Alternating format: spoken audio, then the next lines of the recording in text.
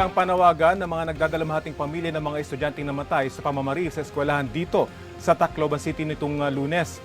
Hindi lang daw ang mga menor de edad na namaril ang dapat managot, kundi pati ang mga magulang o guardian ng mga nagpabaya o mano, kaya nakagamit sila ng mga baril. Balitang hatid ni Emil Sumangit. Dahil sa walang kapararakang karakasan, 3 buhay ang maagang nawala. 3 pamilya ang ngayoy labis na naghihinagpis. Pumasok lang po siya ng school para patayin lang po, ng ganun-ganun lang. Ang 15 anyos na grade 10 student na si Chris Lawrence Fabian, hanggang sa mga huling sandali isinabuhay ang pagiging Boy Scout. Siya ang lalaking estudyanteng makikita sa viral video na lumapit sa pinto para harangan ito, habang walang habas na namamaril ang 2 kaeskwela sa San Jose National High School. Maya-maya'y tinamaan na ng bala si Chris. Sinarado niya yung pinto, hinihila naman nung gunman yung pinto, hindi niya binitawan, nagalit yung gunman, binaril yung pintuan, lumusot po sa kamay at sa heart, sa lungs.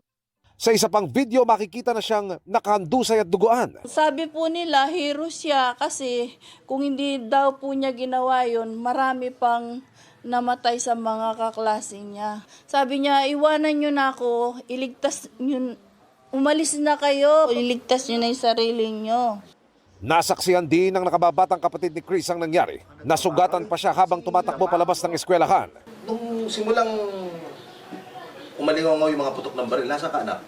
Nandun po sa room namin, kaming lahat. Malayo ba yung mga bumabaril sa classroom niyo? Malapit lang po.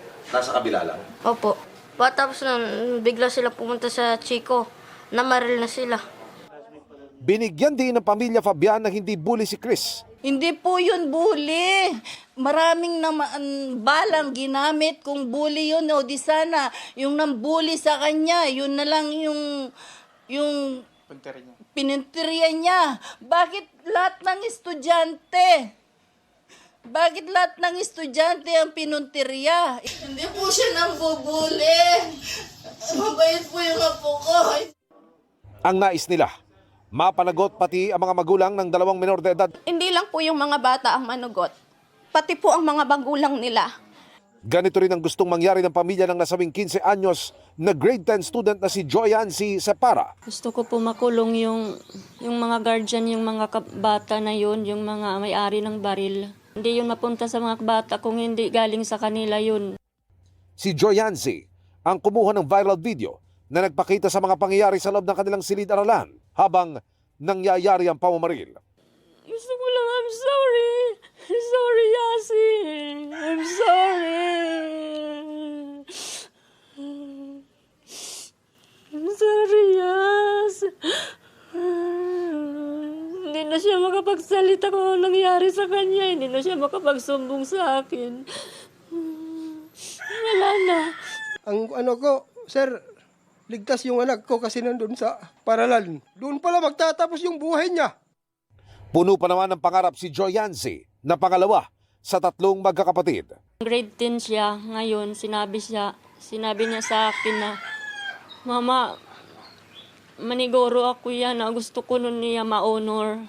Hindi rin nakaligtas ang 14 anyos na si Ayesa Nicole Dazo na nakunan pa ng video habang buhat sa labas ng eskwelahan, makarang tamaan ng bala. Justisya. Justisya, makulong iya, makulong. Hindi rin na mapabalik at sinabuhit ang anak ko.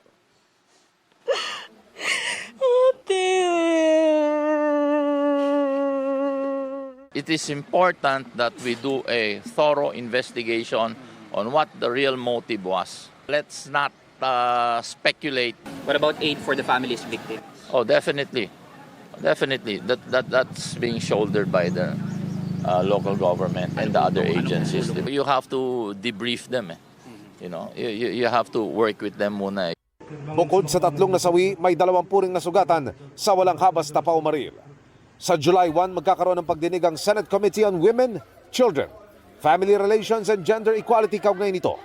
Ayon kay Senadora Riza Ontiveros, kabilang sa sisilipin ay kung may papel ang online platforms sa pagkalat ng maralakas na ideya. Pati kung sapat ba ang ginagawa ng mga ito para hindi mapagsamantalahan ng mga kabataan. Malalim ang sugat na iniwan ng krimeng ito kaya ang sigaw ng mga naiwang pamilya, hustisya. Asan ang hustisya dito? Tulungan niyo po kami. Tulungan niyo po kami. Emil Sumangil, nagbabalita para sa GMA News.